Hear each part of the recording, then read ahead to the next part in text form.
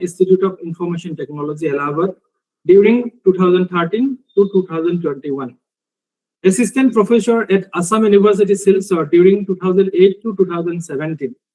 And Assistant Professor at Dibrugarh University during 2003 to 2008. His administrative contribution, including serving as Dean of Student Affairs during 2022 to 2024, Chairman of the Council of Warden 2022 to 23, and Coordinator of Ad-hoc courses at Indian Institute of Information Technology, Allahabad, during the period of 2019 to 2023. Professor Singh holds a PhD and a master's degree from Dibrugarh University 2008 and is a company secretary. He is also an alumnus of the prestigious Institute of Management, Ahmedabad. His teaching and research interests encompass behavioral finance, financial management, corporate taxation, Islamic finance, entrepreneurship, and other related fields. A prolific researcher, Professor Singh has authored 20 books and published over 160 research papers in reputed high-impact factor journal indexed in SSCI, Scopus, and ABDC. Uniquely, he authored a best-selling English fiction novel, Presiding Babu, in 2015, alongside a Hindi poetry collection, Meri Pahchan Abhi Baki Hai, in 2021, making him a rare academic contributing to English literature, Hindi poetry. And we were criticized, rather, that we will not be able to cope up with them. But our people, our scientists, our technocrats have developed something, UPI, which was not with them, and ultimately we are now leading in digital payment all over the world. One interesting thing about UPI is that so far as the other modes of digital payments are concerned, like debit card, credit card, or net banking, all the three mode of transactions. Dr. Girish Maya, I am not sharing any slide right now. I will be sharing just after this. Okay, let me share the slide first. I think that would be better.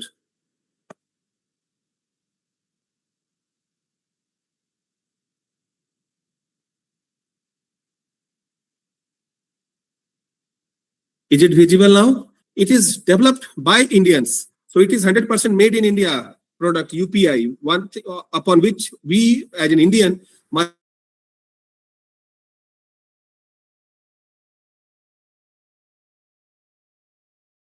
The other country people, Europeans and Americans or others, they are simply adopting it. This is one thing. Number two, why UPI is important?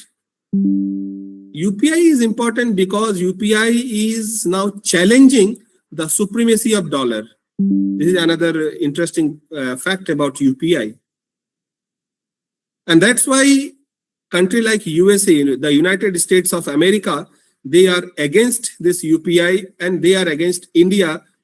There are so many regions, and one region is the UPI, that India has developed UPI. And because of UPI, if UPI is adopted, and India is trying to popularize UPI across the length and breadth of the globe, and once this UPI is popularized, then the supremacy, dollar supremacy, would be lost. This is another challenge. And once the dollar fall, then the next century or the coming century, whether it is India or Chinese century, that we have to compete and we have to just find our place. Next thing is in the age of AI, artificial intelligence, how artificial intelligence is important.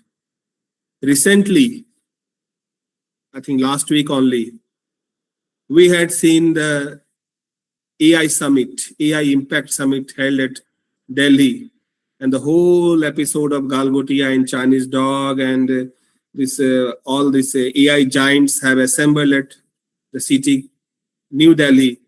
We have seen, and why AI is again important. So far as any development was there in any technology, first of all, technology was developed, and then later on some regulations were framed by the regulators of the respective governments. Any technology, first computers were introduced first, and then the regulations were introduced. Internet was introduced first, and then the regulation was introduced. Social media was introduced first, and then the regulation were framed and introduced. Perhaps for the first time, this is happening in the history of mankind, in the human history, that the regulators all over the globe are appealing to the developers that don't develop AI. Let us frame those regulations, and then you develop your AI within the framework of those regulations. This is happening. This is also happening for the first time. So many things are happening here. Now coming to the topic, safeguarding UPI and digital payment. And when UPI is there, now in the coming slides, we'll just see the pace of development of UPI, how significant is UPI in Indian economy or in the world economy. It has increased the rate of that doing payment, transaction. Last month, I was with one American professor, and he was simply amazed with the rate, with the speed we Indians are doing that transaction. And he said that in USA, there is nothing such as UPI. And in USA, the real-time payment, my dear friends, remember, mark my words, in USA, real-time money transfer, still it means 3 to 4 hours total. 3 to 4 hours, which we are doing in a fraction of a second. In USA, it is 3 to 4 hours. And when the speed is so high, within a fraction of a second, we are doing those transactions. And this also brings a lot of challenges. And one such challenge is the safe and secure payment, safe and secure UPI, safe and secure digital payment, because the frauds are also becoming in a new type of frauds. If you just see the villains in our Hindi cinema or Indian cinema, and I still say that what is the fate of society and what is the acceptance level of a particular thing in a society, then kind of societal transformation was going on, what society was facing at that time, what was the issues during that time, in that period of time. Just if you just look at the Hindi cinema, you will be able to identify that. During the 50s and 60s, who happens to be the villain? Just remember some movies, Mother India or Nicha Nagar or Yahudi, or so many during the 50s and 60s, you'll find so many movies. And who happens to be the villain? The Mahajans and the Jamindars. The setting is rural India, and the Mahajans, or the Jamindars in the rural India, they happens to be the villain. And then again, if you just see the socio-economic background of the society during that period, you'll find India was primarily an agrarian economy, less industrialized, very marginal contribution of the service sector. 80% of the population were living in the rural area, and that's why the villains were also from the rural background. They were the Jamindars, they were the Mahajans in a rural setting. During the 70s and 80s, who happens to be the villain? It is the smugglers. And why? Again, if you just see the socio-economic profile and the demographic profile of the country, you'll find during the 70s and 80s, India was just an aspiring economy. People were just started moving from the rural to urban. Taxation was very high. Custom duty was very high. Import duty was very high.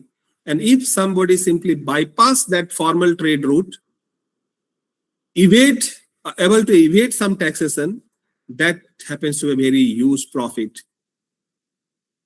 Okay, during the 70s and 80s, and that's why the smuggler, who is a smuggler, who is importing anything bypassing the normal channels of import, that person is called smuggler. So the smuggler happens to be the the villain.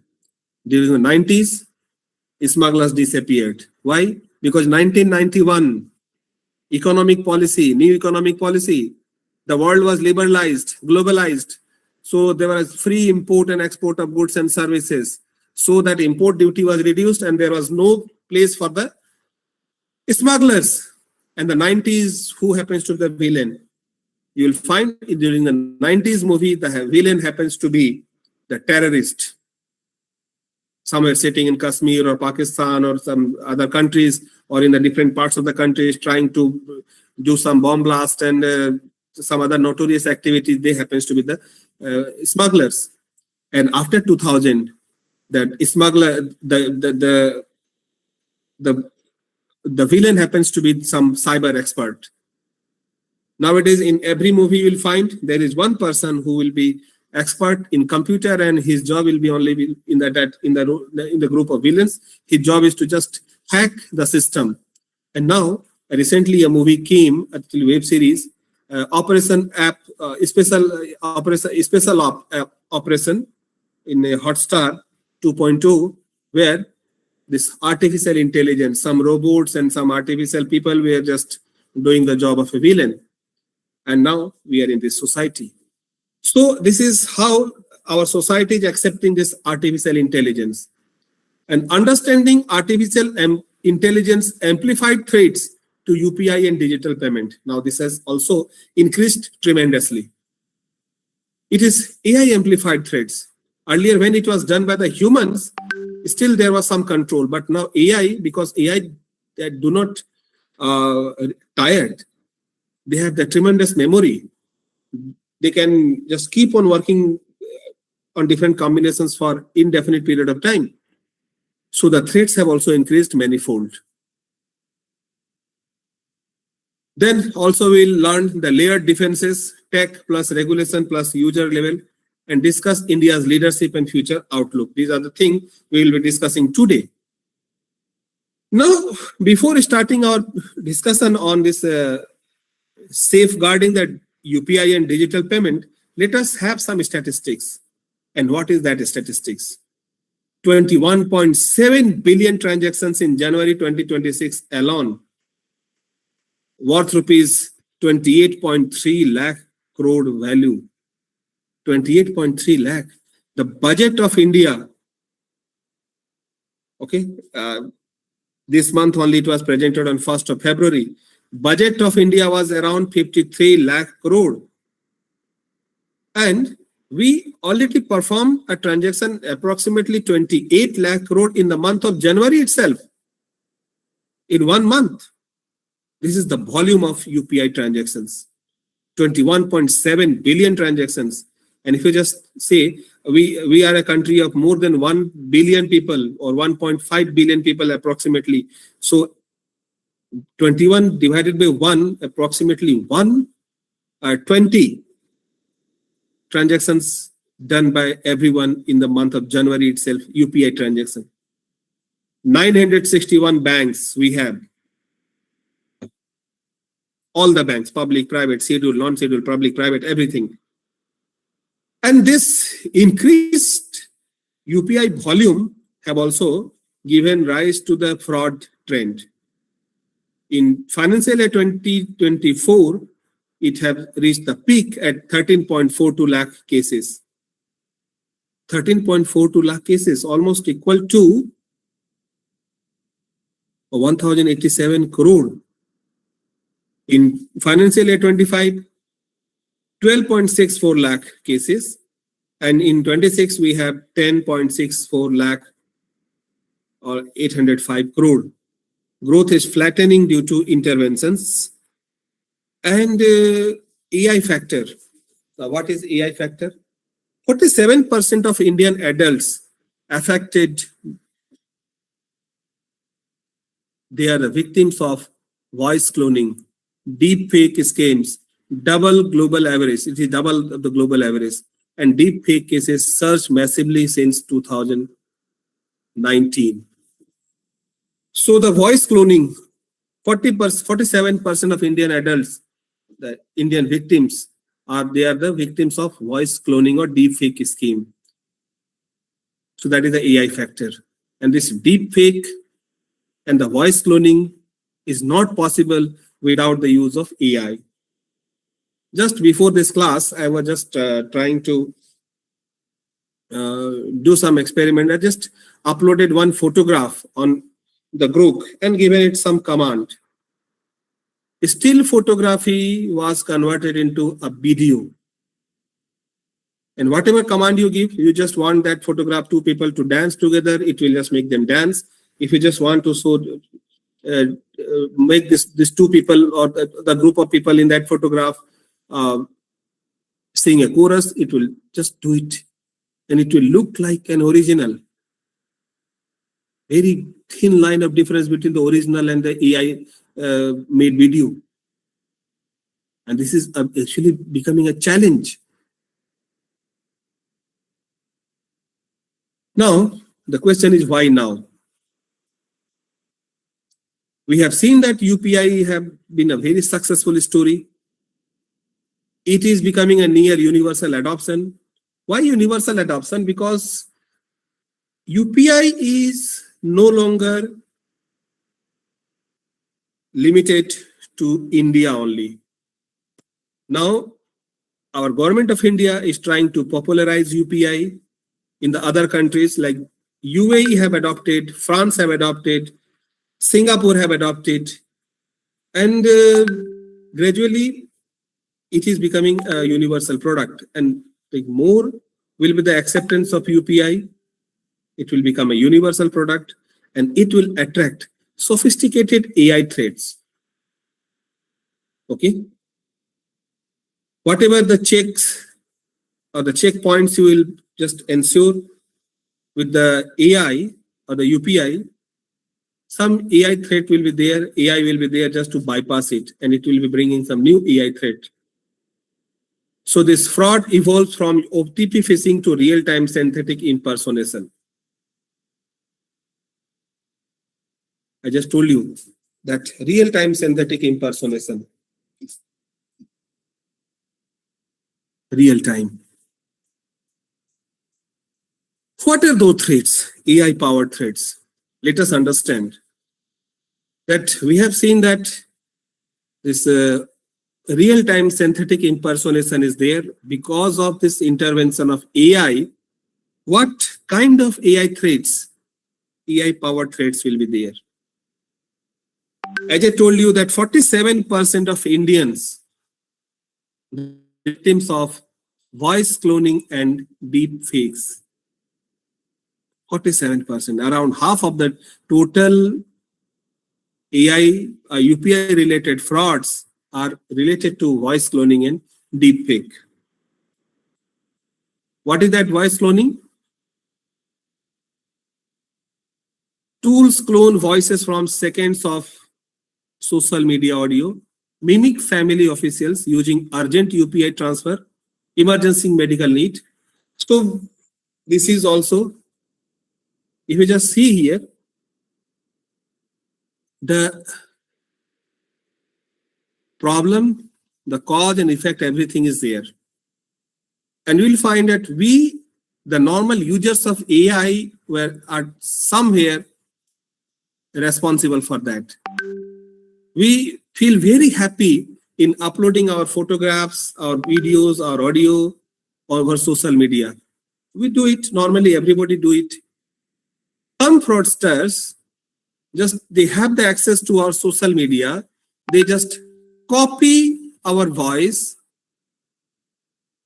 then they will mimic, they will call through some AI tools and represent themselves as their family members or officials, some RBI officials or police officers, and asks for the urgent UPI transfer.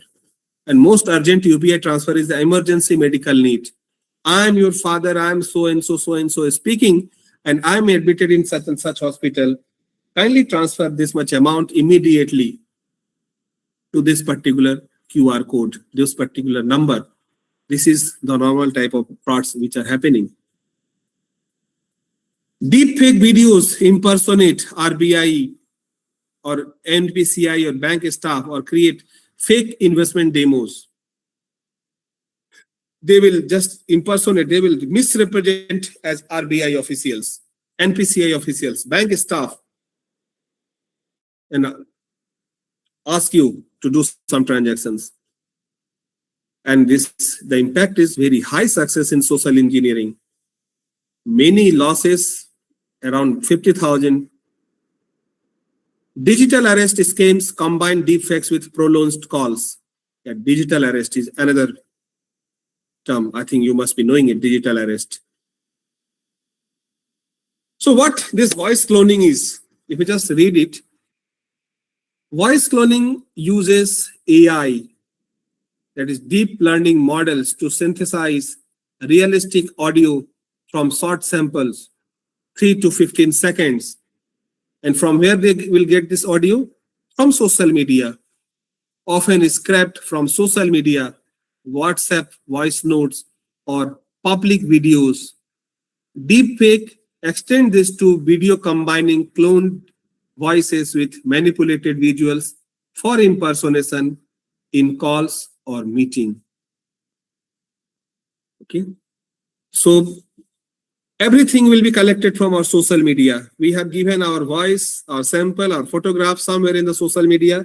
They will just copy our voices and they will just make a clone of it. In India, 47% of the adults have been victim. Okay, we have already seen it.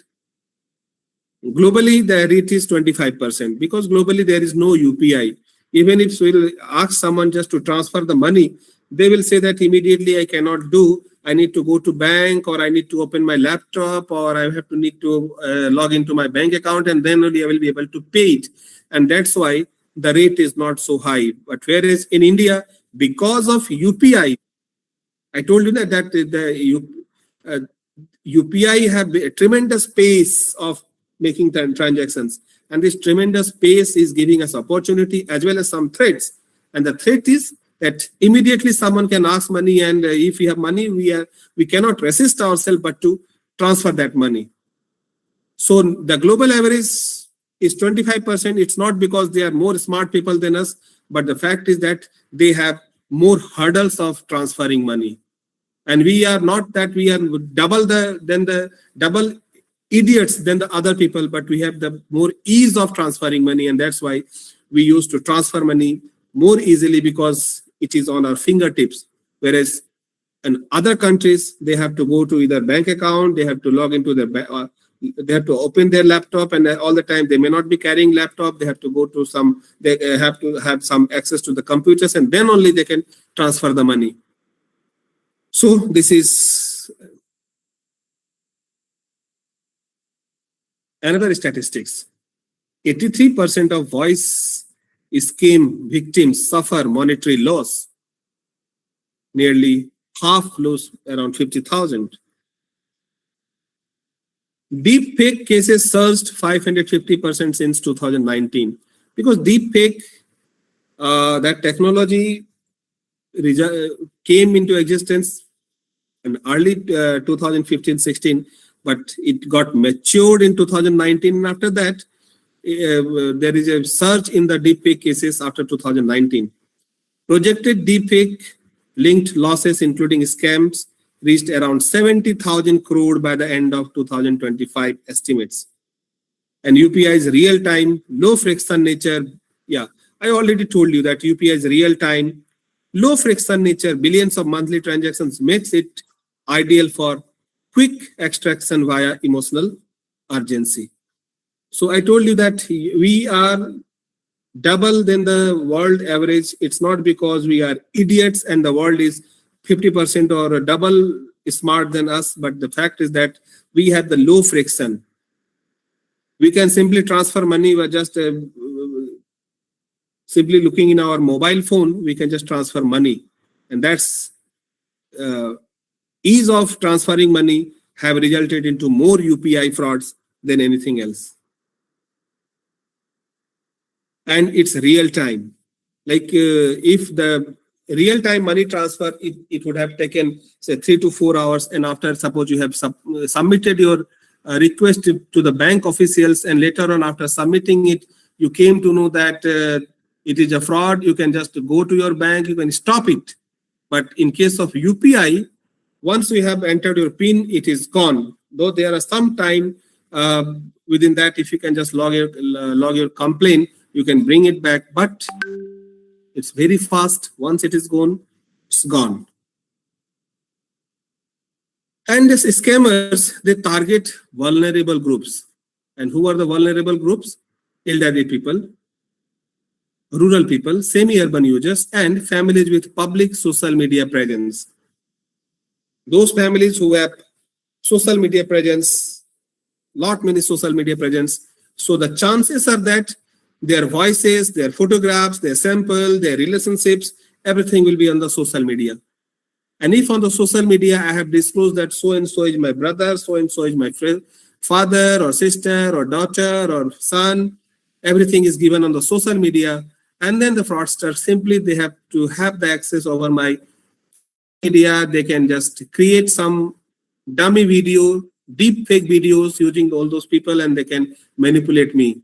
Somebody just say that, okay, I'm your father calling, or I'm brother calling, and I'm in such and such problem. Immediately transfer this much of the money to this particular account. I'm in a very grave need of that money, and I'll have to do it. I will forget that this may be a deep fake video. So the question is how the typically works. What are the mechanics of doing that scam? Which scam? Voice cloning. So the voice cloning is, first one is the data harvesting. What is data harvesting? They will collect short video, audio from Instagram Reels, Facebook, YouTube, or family shared clips. Got it? Data harvesting. I told you that everything is on a social media. Any photograph or any data, any audio or any video that you have shared over internet, you may say that I have deleted it, but actually it is never deleted. It will be there in the universe somewhere. Okay. And now in the age of social media, everything we just post it on a social media, either on Facebook or Twitter or Instagram or YouTube. Somewhere or somehow it will be there. And if someone wants to collect my video, my audio, it is there. I'm giving this lecture, it is recorded and it will be uploaded in YouTube. My voice sample is there on the YouTube. Everybody can have the access to my voice sample. My photographs are there over the internet. Taking my voice sample from the YouTube videos and my photographs from social media, one can simply create a deepfake video and misrepresent Dr. Ranjit Singh to someone else that Ranjit Singh is asking for some help or some money or something. And that can blackmail me. Okay. So that is called data harvesting. Then next step is, once the data is harvested, then clone generation. And for generating clone, it's very free, cheap tools are available. Freely.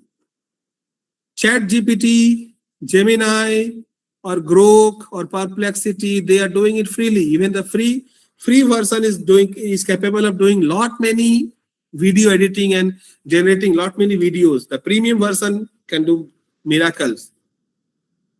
Okay, so open source models or dark web services create indistinguishable replicas with natural pause, emotions, and breathing. They will copy everything. They will copy my pause, like what is my pattern in taking pause. They will copy my emotions. They will copy my breathing style, breathing pattern. Everything will be copied. And then video will be generated. Okay. I just tested it. I just uploaded one photograph of mine and just given a prompt that make this person dance. And that photograph automatically started dancing. So similarly, it's a still photography, not video, my dear friend. Remember, it was a still photography and I just uploaded it on ChatGPT, free model, free version. And it was capable of doing that. Okay. Forget about some very sophisticated tools, some dark services, dark web services. Forget about that. Simple, which is available everywhere. In everybody's mobile, it is there. Okay. And then social engineering. What? Yes. Social engineering. What social engineering? Your data is there with them. They have generated their video and they will call the victim often by spoofed numbers. Impersonating. Impersonating means they will represent themselves as if they are some of your friend or family members, relative in distress, and they will represent that they are kidnapped, accident, emergency, fund. Okay, that is social engineering. So how the social data will be collected? Again, through social media.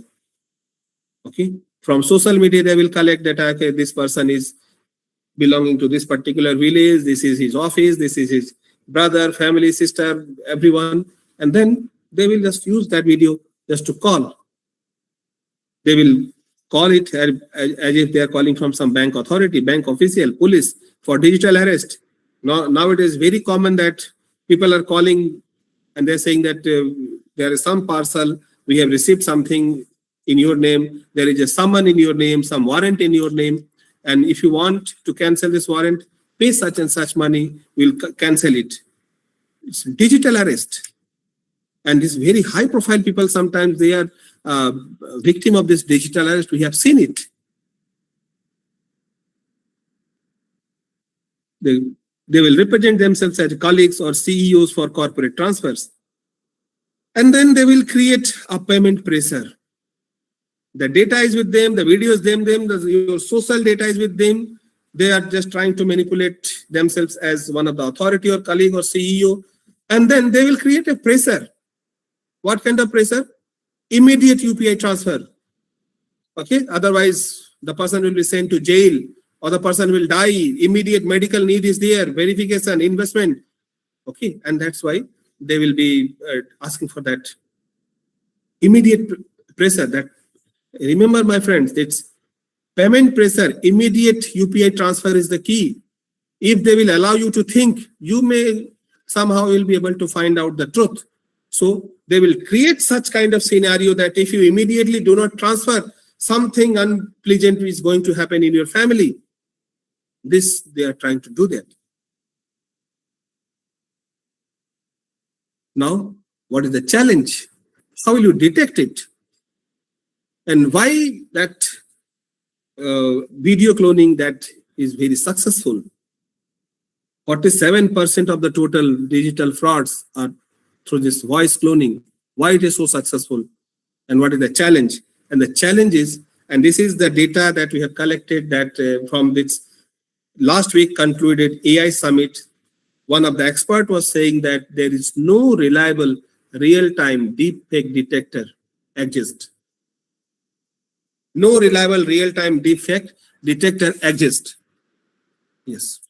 Now, whether a particular video, a particular voice call, whether it is deepfake or original, there is no tool to identify it. Okay. Then the question is, how will you then do it? Another challenge. UPI speed leaves little verification window.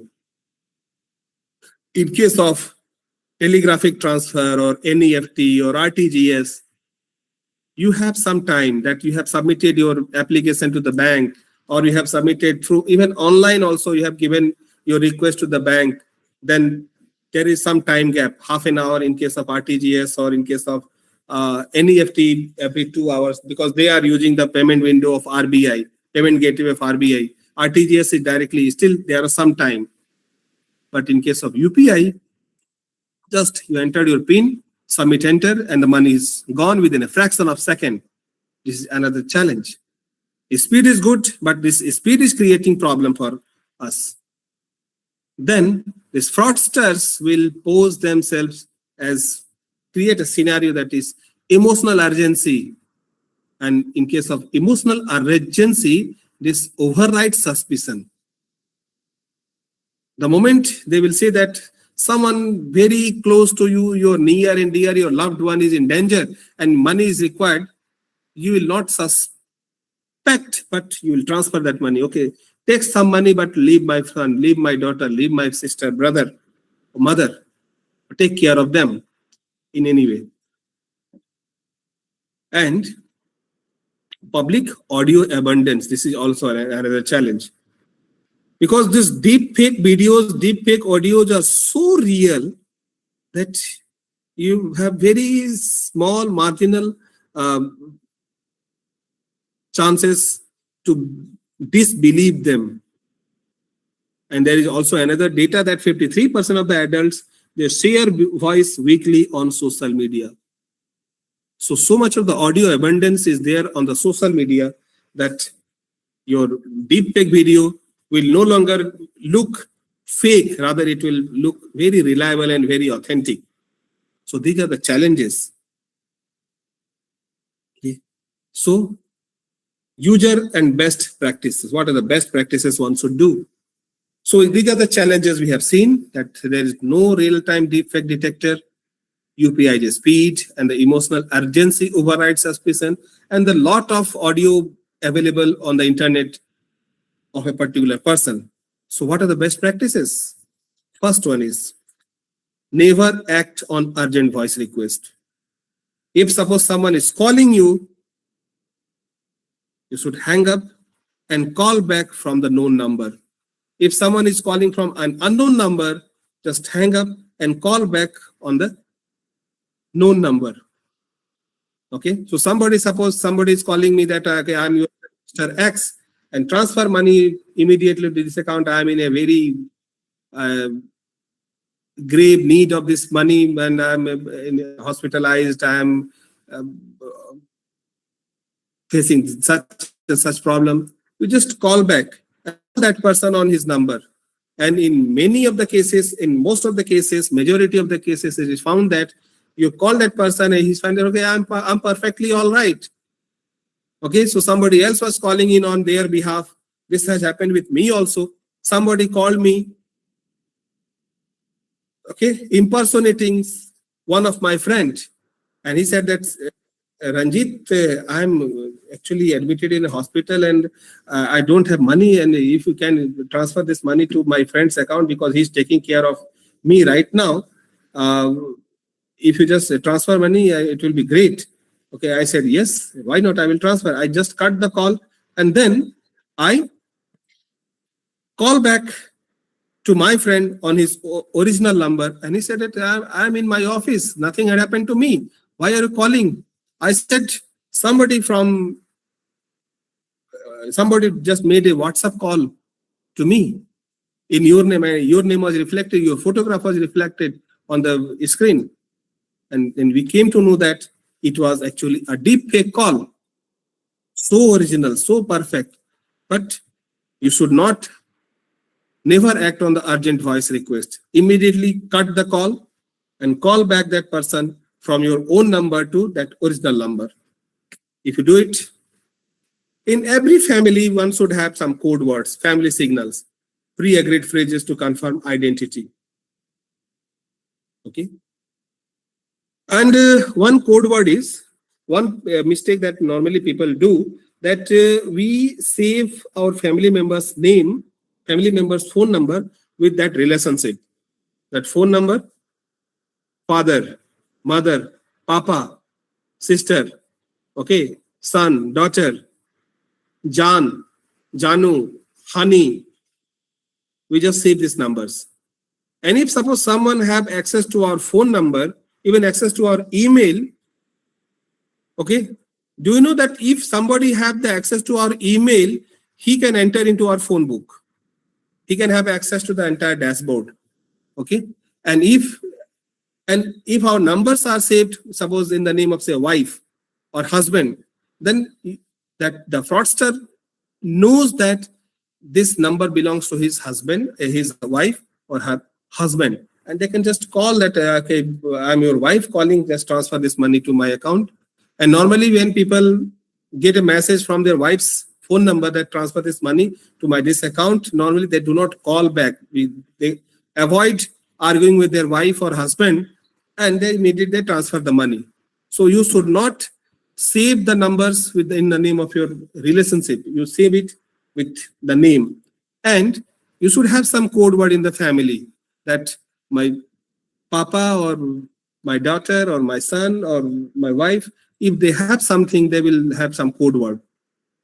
Okay, there was a movie Yari, and he has given a code word to his family member that if I will be in some dangerous situation, I will say that I'm going to Chandigarh, and you should understand that I'm facing some problem. Okay, so he just called his wife in the movie Ayari and said that मैं चंडीगढ़ जा रहा हूँ, and wife immediately understood that he is in some serious situation, he's in some dangerous situation, and she immediately called his boss, and he was rescued. So then some code word has to be there in the family. And limit social media audio, avoid posting video clips, use privacy settings. Privacy setting, because even if you have to upload some social media photos, then that privacy settings has to be there, that only your friends can have access to that videos, and an outsider who are those who are not your friend cannot access to your that audio and video and photographs. And enable alerts or biometric app notifications, fingerprint or face lock on your mobile phone, on your laptop. You should have that biometric authentication, which is your fingerprint or face lock or some other such biometric things. And even after that, some unpleasant thing happens, then you should report immediately. Where, if it is through app, then in the app, if to the bank, or 1930 is the helpline number, then cybercrime.gov.in, and it will help in faster, better recovery chances. The next is the synthetic phishing and automatic attack. What is synthetic phishing? It is also AI generated, hyper personalized SMS, email, WhatsApp. AI generated, personalized messages and WhatsApp. Fake refund explanations with deep fake video attachment. Okay. Bot scale, collect request, tricks or cloned apps will be there. This is just one case study. Checkpoint, Truman Show. This was AI generated investment scam. There was an investment scam, Truman Show. And what actually they did? They uncovered an operation using an operation was uncovered using 90 AI generated experts to create a synthetic social reality in messaging group. They have created a group. Okay, and as reality was created, synthetic reality was created in that group, that as if there are so many people in that group, everybody was messaging, but actually there was no, all the messages were generated through the AI, and this has tricked the victims into the fraudulent investment. The victim, he just came under the impression that all those people are just now they are giving this money to this particular person, and all the persons cannot be full at a time, and then he just also given his money to that person. It has actually happened with one of my friends in Assam only, that some people have approached her, and they have created a group of people, WhatsApp group, and in that group everybody started posting some messages that I'm giving 50,000, I'm contributing 20,000 for this particular investment plan. And she has also said that all people cannot be wrong at a time. It's a very lucrative opportunity. She just fall prey to that lucrative opportunity. She has also given 50,000 rupees, and they have given for 1 month, they have given the return, and they have asked for some more money. She has given that money, and from the next month, they have the entire group disappeared. So this is also happening, AI generated investment scam. What is the mechanics? The mechanics is artificial intelligence fabricated entire personas, images, voice, backstories, because everything is available on a social media. So they will just fabricate your entire persona. Okay. And to populate control over Telegram or WhatsApp group. And in the WhatsApp group, some notes, some voice notes, everything will be given from those people, some fabricated profiles. And you will just believe that, okay, Ratan Tata is also in this group. Mukesh Ambani is also in this group. I am such a person that even I'm not able to contribute 50,000. They are contributing crores and crores. Okay, and then you will just fall prey to those. And victims installed an app displaying fake trading data with fabricated profits, encouraging deposits and transfers. Then this generative AI automated content creation, group moderation, victim engagement via chatbots. Everything was there. Chatbots was there just to engage the victim. And synthetic media sustained long-term deception, blending deepfakes with automated persistence. And what is the impact? They trapped in an AI-generated reality. A scam exemplified industrial-scale synthetic fraud, contributing to surging investment scam losses and highlighting how AI erodes trust in online communities. This is another case. What was that? In a high-profile incident, engineering firm Arup lost $25 million after a finance employee was deceived during a video conference call. Finance employee was deceived during a video conference call. Attackers used AI-generated deepfake technology to create realistic replicas of the company's CFO and other executives. And the deepfake appeared in a Zoom meeting, convincingly discussing a conditional acquisition and instructing the employees to authorize an urgent wire transfer to a foreign account. Yeah. Just to see that a deepfake video has appeared in the Zoom meeting, and that deepfake video is saying that you just transfer, you authorize me because I need to immediately wire transfer, bank transfer to some foreign account, so authorize those payments. Okay, and the employee did it, and the amount was $25 million. What was the mechanics? The perpetrators combined publicly available images and voice samples to clone the CFO, Chief Financial Officer's appearance and speech pattern. They bypassed initial suspicion by incorporating real-time interactions, such as responding to questions with AI-generated dialogues. This was augmented by follow-up emails with forged documents, creating a multi-channel automated attack chain. And what was the automation element? AI tools automated the generation of synthetic content, while scripts handled the orchestration of the call and subsequent phishing emails, allowing the attack to unfold rapidly without human intervention. And what was the impact? The impact is the fraud was discovered only after the fraud were transferred, the funds were transferred and unrecoverable. It highlighted vulnerabilities in remote work tools like Zoom, where visual and auditory cues are assumed trustworthy. Arup's case underscored how synthetic phishing erodes executive level trust and leading to multi-million-dollar losses. What is the lesson? Lesson is organizations now emphasize multi-factor verification for high-value transactions and AI-powered detection for deepfake, such as analyzing micro-expression or audio artifacts. Yeah, this is the lesson.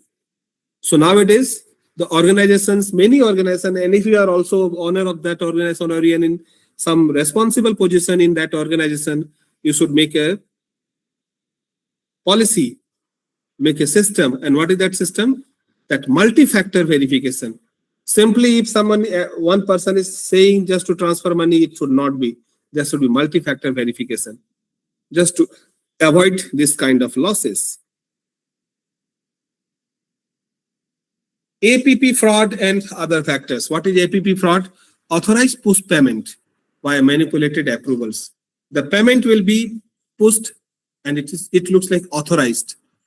Okay. It is also through deepfake, app cloning, neural network, SIM swap. Now AI optimized for targeting, behavioral profiling from public data. Okay. AI driven real-time phishing during high volume period. This is also happening, deepfake. Just a minute.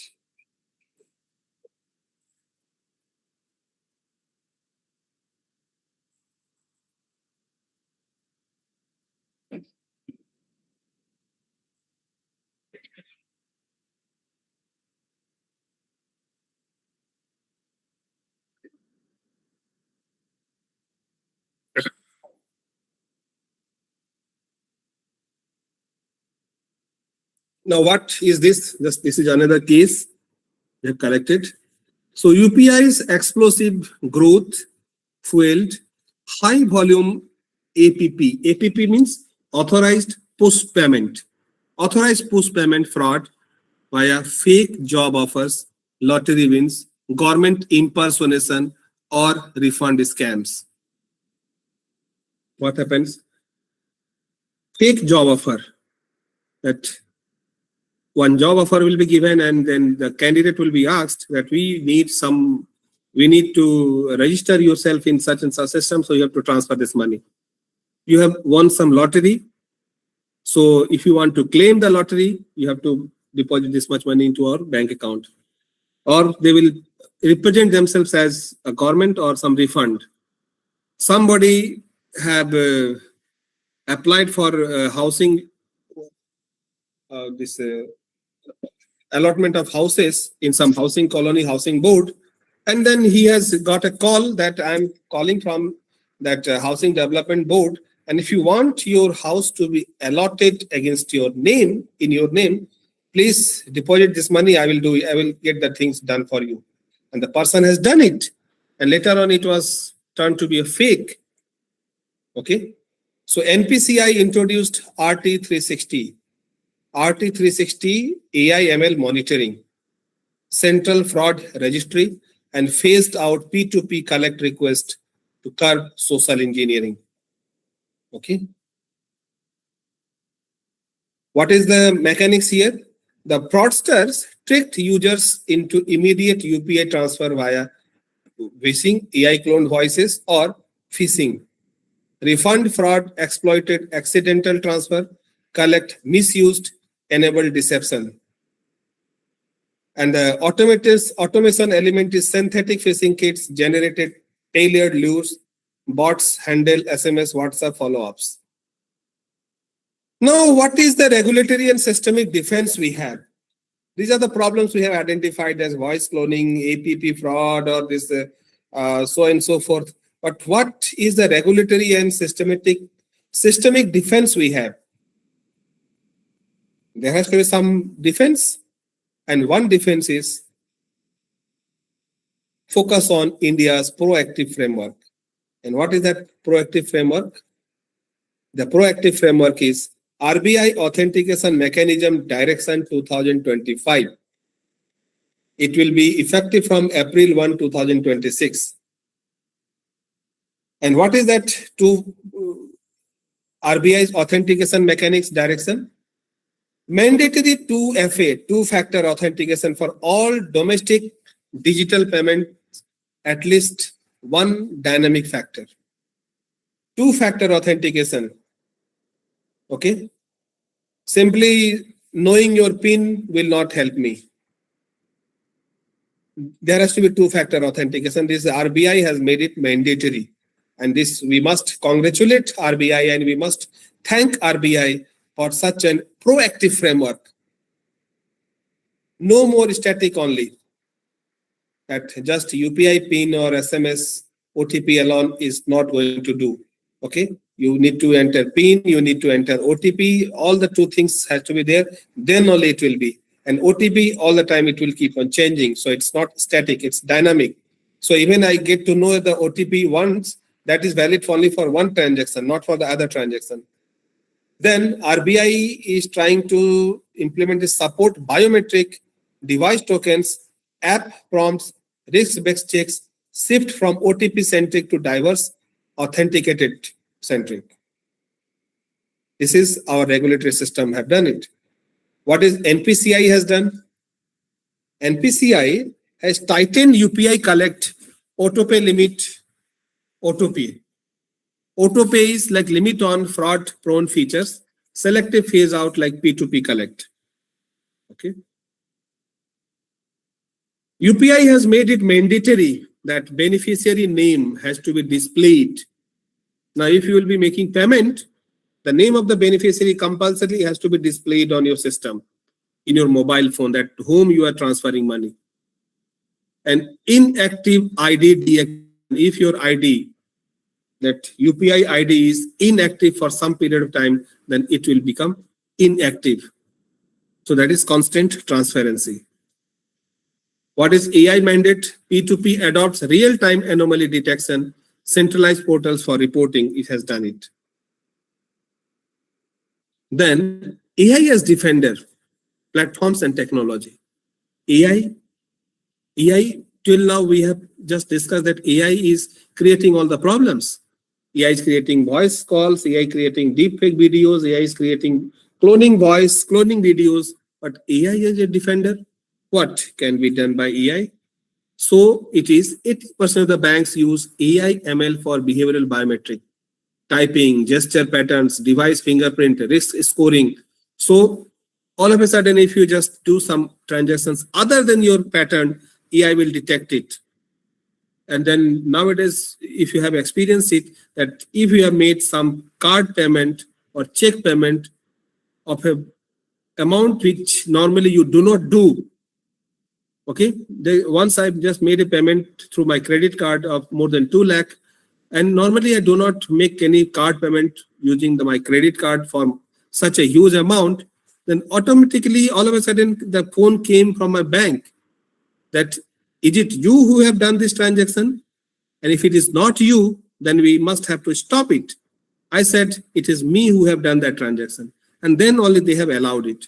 So it is how actually they came to know that this is some problem. This is some problematic transaction. This is AI, because normally they have studied my pattern that Ranjit Singh normally used to do the transactions within limit of 10,000, 50,000, 20,000, 30,000. 2 lakh, he has not done it. So if somebody have done a transaction of more than 2 lakh, definitely it is not Ranjit Singh, somebody else is doing this transaction. And immediately they have called me, but I have authorized and they did that transaction. So how did that? See, it's AI model, machine learning model. NPCI federated framework, anonymized cross-bank intelligence sharing. So now the banks are also sharing their intelligence with each other. That CIBIL score, Credit Information Bureau of India Limited, CIBIL score, this is also actually one kind of interbank intelligence scoring. Okay, you have taken a loan, that is known to all the banks that you have taken a loan. And if you have defaulted, that is also reflected to all the banks. So this is a red flag for the other banks. Department of Telecom's Digital Intelligence Platform plus FRI, more than 1,000 banks, traps on board prevented 660 crore losses in 6 months. RBI's AI-powered digital payment platform for pre-transaction alert network level intel. And NPCI, NVIDIA for sovereign AI infra, they are partnering. They are creating some app, NVIDIA and NPCI, okay, sovereign AI infra, and that once it is done, then the real-time fraud detection and adaptive authorization, predictive scaling will be possible. What is the liability of the bank? The bank often fully liable for non-compliant cases. it is the bank who will be responsible. But if it is you who have done all the transactions, you have entered transaction, entered the PIN number, password, everything, then it is not the bank's fault. And faster resolution via 1930 helpline. So it is recoveries, 1930 helpline is there. Immediately you should call and then register your complaint. What is the safeguard and the user best practices? Once again, layered defense. Technology alone is not enough. My dear friends, you should remember that technology alone is not enough. You should have that alertness, attention. Then only you will be able to protect yourself. You will be able to safeguard your money. Okay? Because anyone, if you are not very alert, then it can be compromised. We are going to the airport, and the person on the gate who is checking all the things, our tickets and identity card is small, very like a small employee of the airport, maybe CISF. He can be compromised. But then who will have that responsibility? It is we who have to take the responsibility. If we do not share our password, if we do not share our PIN and every other credentials, then the chances that it will not be hacked or it will not be misused or it will not be compromised will be high. But if you just keep on sharing your credentials with everyone, then the chances will be very high. So the core rule, never ever share UPI PIN, OTP or screen, even if voice sounds familiar. Never ever share it. Verify urgently. If somebody is calling you, just verify. How? Hang up the call back via known number, not the caller provided number. Caller might be calling from his own number. You just call to your friend or your relative to his or her number. And by doing this, you'll be able to trace the identity of that person. Scrutinize. No unsolicited collect request. Check QR links. Avoid side loading. Enable biometric lock in your mobile phone, in your computer. Transaction alert, limit. You should set a limit. Even in UPI or credit card, that if it is goes beyond that, it will further require your intervention. So 2-device verification can also be enabled.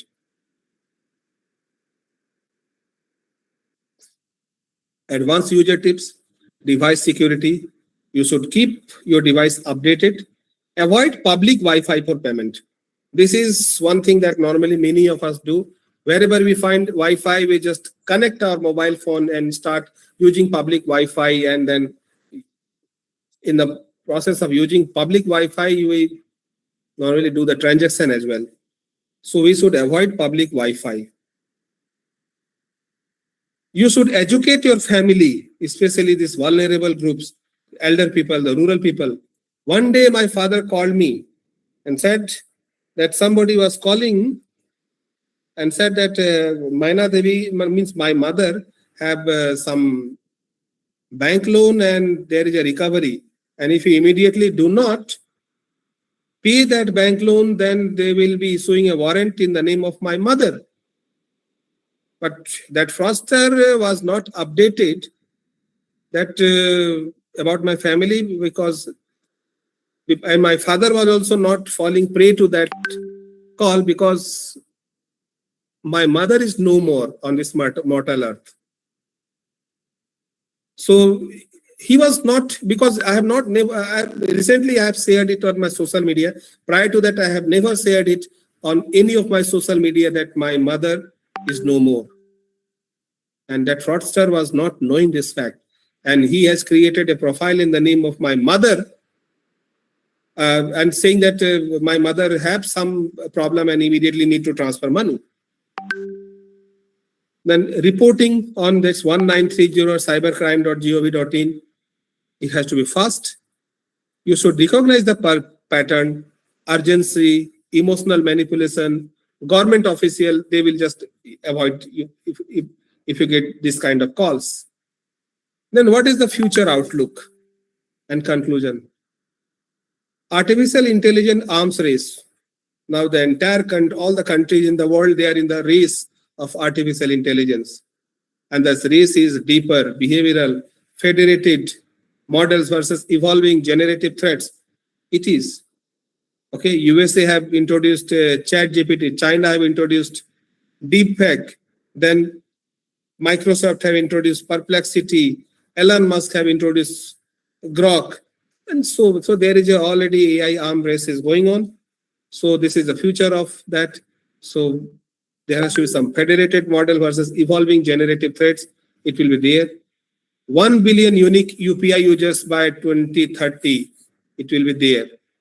Cross-border UPI, sovereign AI infra, it will be there. Sovereign AI infra, that last one is just NPCI and NVIDIA. They are now creating one platform that will be a sovereign AI infra. And once this is launched, then the detection of fraud, UPI payment, or this is fraud scam and fraud calls would be relatively easier. Cross-border UPI will be there because now UPI is accepted only in 7-8 countries of the world. Now, in the coming days, more and more number of countries will be accepting UPI. 1 billion unique UPI users will be there in India alone. Then the challenges will be user literacy gap, detecting lag for new defect. It will be there. An opportunity, India leads globally in real-time AI defenses. Okay. So ultimately, it's multi-layered approach. Regulation plus AI tech plus vigilant users keeps India ahead. So this is the punchline, that multi-layered approach. One layer is the regulation. Regulator alone cannot do. We need to take help of technology itself. Also, AI technology plus only technology and regulations cannot help. The users have to be vigilant, and this only will keep India ahead of time, ahead in the days to come in the world of AI. So my dear friend, this is all I have to speak on this matter. So this is my email ID and this is my YouTube channel. If you have any query, you can subscribe to this YouTube channel, or if you have any query, please feel free to ask. Thank you for your patient listening.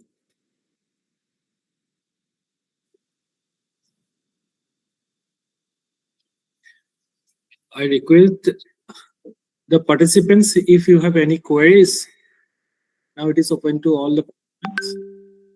You can send it to the chat box.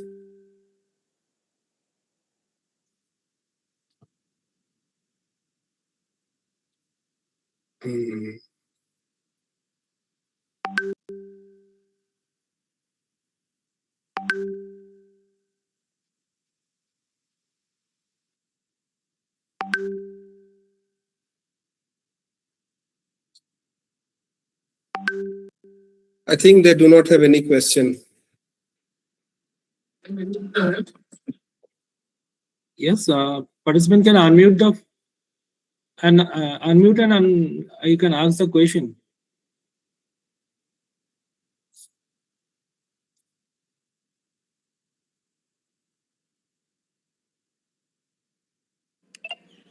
Hello, sir. Yes. This is your student Varsha. Oh, Varsha. Yes, sir. How are you? I'm good. I'm good. Where are you? I'm here in Dibrugarh only, sir. Okay. What are you doing there? I work in SIP Law College presently. Okay. Wait. So the problem which I am facing day by day is that I see most of the students only being familiar with Chat GPT. They hardly listen to the notes. They hardly write anything. Like they do it in the class, but then basically they are more accustomed to this. So how will the use of this AI be controlled? Any control measures, sir? See, madam, even the governments are trying to, the regulators also trying to put some control. And at the beginning, I told you that this is for the first time this is happening in the human history, that prior to that, whenever any technology used to come, then the technology or the development come first, regulation used to come later, or the control. But this is all over the world. The governments are now appealing to the AI developers that don't develop AI. Let us frame some rules and regulations, and then you develop those AI within that framework. Okay, and the very interesting question and the points you have raised now that last week, 2-3 days back, I was just going through one report, and report says that in every generation, the upcoming generation IQ happens to be the better than the previous generation. But this is for the first time that the Gen Z's IQ level is lower than the millennials. This is for the first time this is happening, and very alarming. Okay, that Gen Z's, their IQ level is lesser than the millennials. Okay, and this is also reflected not only in their IQ, everywhere. You just see the our cricket team. They are only good for playing 2020 game. They cannot play test match. They cannot build their inning. They cannot play for 2 days. Like earlier old cricketers used to do that. They used to bat for 2 days, 2.5 days. They just continuous. They used to bat. But nowadays it's young our players. They cannot play because their whole mindset is that they have to just bat for 5 to 6 overs only. That's all. So this is a very alarming situation, and frankly, I do not have any answer to that. How to, because I myself is a failure in doing that. I'm not able to ask my child just don't use Chat GPT or don't use AI. Actually, she knows more than me. Okay. Only thing we can exercise some physical control. Don't allow them to have the phone. But again, most of their classes will be on mobile phone. Most of their classes will be on their laptops or computers. So, आपने उनको mobile दे दिया and you think that they are attending their classes, but they are just doing some chatting and Chat GPT everything. So only thing that some regulation has to be there, some orientation, counseling can be done. One thing is that the nudging can be one good thing. That if you want your child, don't go for this junk food. So asking the child not to eat junk food is not a solution. Offering that fresh basket of fresh foods will be a solution. So offer him something, engage him in some other activities, some productive activities. Then in that way he or she can divert his or her mind, and not to use this AI. But again, you cannot control it. You cannot eliminate it. It will be there. True said. The world is paralyzed by this AI now, I feel. Yes. Thank you, sir. And it's not bad, but one should know like how to use it effectively.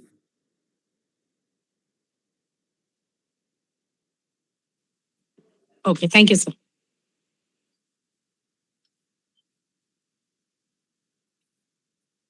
Yes. Any question from the participant?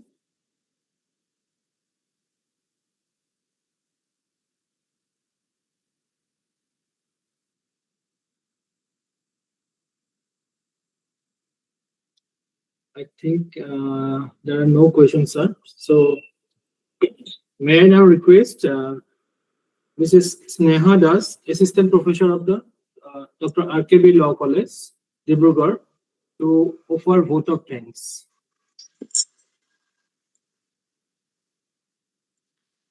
Thank you, sir.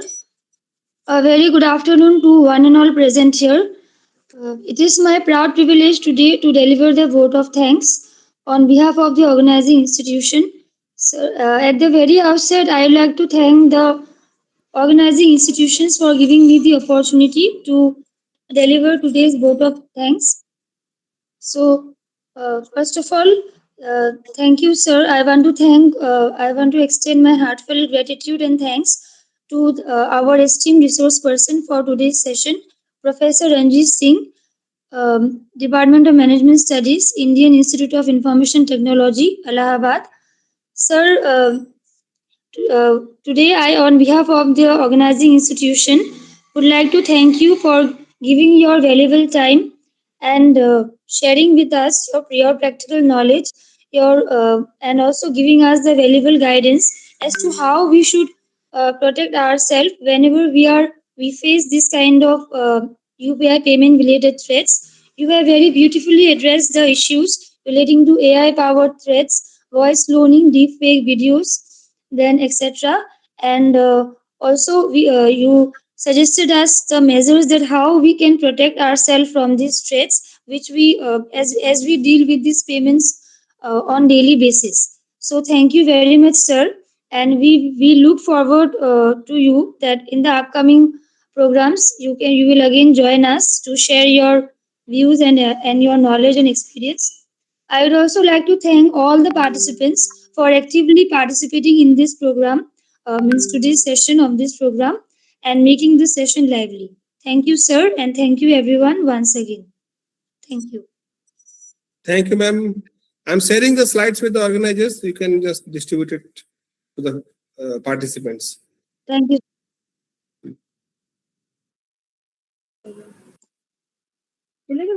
চলে গেল গেছে কি